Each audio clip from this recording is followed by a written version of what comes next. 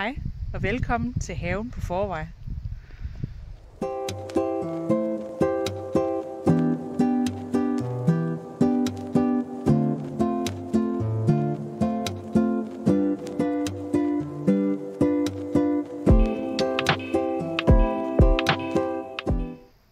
I dag der skal vi kigge lidt på beskæring af georginer. Georginer, dem har jeg her i køkkenhaven bag ved mig. Jeg bruger dem simpelthen i sædskiftet, i rotationen mellem afgrøder. Fordi det er flot, så hvorfor ikke? Så jeg vil lige vise jer lidt om, hvordan jeg beskærer mine georginer. Nogle af jer tænker måske, om det er nødvendigt at beskære georginerne. Og det er det grundlæggende ikke. Den klarer sig egentlig helt fint, uden at blive beskåret. Men, nu kan jeg lige prøve at vise det her. Men når man har sådan nogle som dem her, der begynder at se trist ud på bagsiden, så går der ikke så længe, før den også begynder at se trist ud på forsiden. Og det er egentlig rigtig synd og skam. Når man nu, som mig, synes, at georginer, de er så utrolig flotte. Så dem vil jeg simpelthen have klippet lidt til. Så planten skal ikke bruge tid på at give den her mere vækst og sådan noget, fordi den bliver ikke pænere, den bliver kun grimmere nu. Så jeg vil finde min saks, og så vil jeg begynde at beskære. Jeg går ned med saksen, sådan helt herned, hvor I kan se, at der er et led, der er længere nede. Det skal gerne være sådan et flerpunktet led. Og så lægger jeg lige et snit, sådan lige 2 cm over. På den måde, så er der nok af stilk til, at den ikke kommer for tæt på og ligesom laver et sår, fordi der er noget af det her, der kommer til at dø lidt.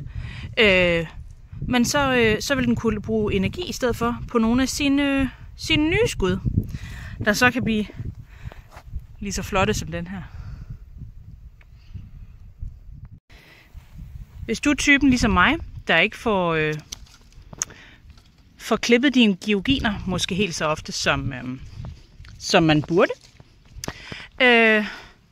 så vil jeg nok bare fjerne, lige så snart de begynder at se noget visnød. Du kan se, den her, det var noget tid siden, den skulle være blevet klippet. Men den ryger nu. Og den her, den er også lige begyndt at sætte noget brun herunder, så den ryger også. Og se, så kan den i stedet for bruge energi på sådan en rigtig flot en som den her, der slet ikke er sprunget ud ordentligt nu. Til den kan ende med at blive... Jeg ved ikke, om man kan bruge ordet flamboyant om en blomst. Men jeg synes nogle georginer, de giver et godt bud på at være flamboyant. Det gør de. En af mine yndlings... det er den her. Den hedder Daisy. Jeg synes, den er så fantastisk flot at se på. Jeg er egentlig ikke super meget for farven lyserød, sådan i tøjsammenhæng og sådan noget. Men jeg synes kontrastmæssigt i en have, der er det rigtig godt. Jeg kan lige prøve at vise jer. Skal vi lige huske spanden. For nu sagde jeg jo til at starte med, at georginer, dem bruger jeg i sædskifte. Så det her, det er vores køkkenhave. I skal ikke tage jer af alt det andet bagved. Det er det, vi kalder engen. Jeg vil gerne kalde det vild med vilje, men det er nærmere vild på grund af dovenskab, og vi er ikke nået til det endnu. Så det nyder hjortene og harerne og alt muligt. Men dengang vi kom, jeg skulle have startet herinde. Dengang vi kom, der så hele køkkenhaven ud ligesom det her henne. Et stort vildnæs, og så gik vi simpelthen i gang med at erobre det 1 kvadratmeter ad gangen. Så vi startede her, fordi jeg havde nogle rabarber med fra hvor jeg boede før.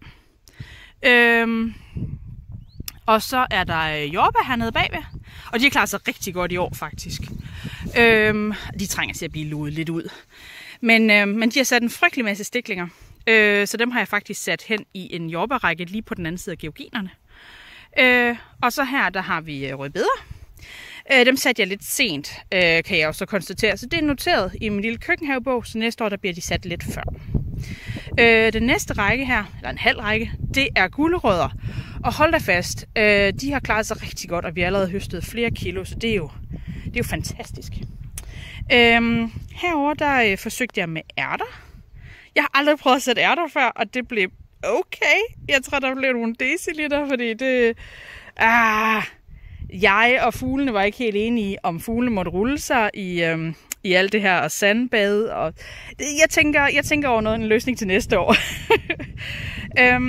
Og så her, der prøvede vi... Men ja, jeg prøvede med græskar. Og de har egentlig sat græskar. Sådan nogle fine små her. Der forhåbentlig bliver større. Hokkaido og mandel og... Faktisk ikke lige huske den sidste lige nu. Og så nogle ærteblomster. Og så lavede jeg sådan et stativ her, som de kunne klatre op af. Fordi der stod på pakken, at de kunne blive til 3 meter lange. Hvilket var super, synes jeg. Det var dekorativt. Det er man har ikke glemt at fortælle det til græskaren, men man har glemt at fortælle det til vestenvinden herude, at det skulle græskaren have lov til. Så som I måske lader mærke til herhen, så er jeg også ved at sætte et fladt pilehegn. Men nu når vi næsten til georgierne, fordi her der er kartofler, som jeg er ved at tynde ud i høst op i nu her. Så jeg skal til at høste i dem her. I kan se, at de er ved at smide bladene og sådan noget, så de er klar til at komme op. Og så herhen, der har jeg sat hen til, der bruger de sådan 2 stativer her til lige at indikere, så jeg kan holde øje med, hvor de er. Og så er der det sidste stykke her, der kan jeg stadig sætte kartofler i år. Så er det sådan en løbende høst.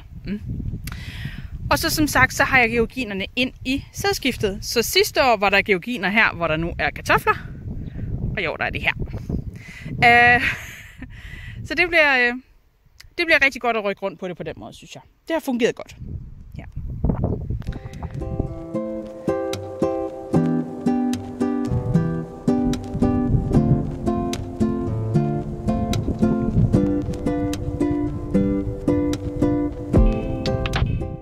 Det blev til en helt lille spand med afklippede hoveder. Og nu der er georginerne klar til både mig og dyr kan nyde dem over det hele.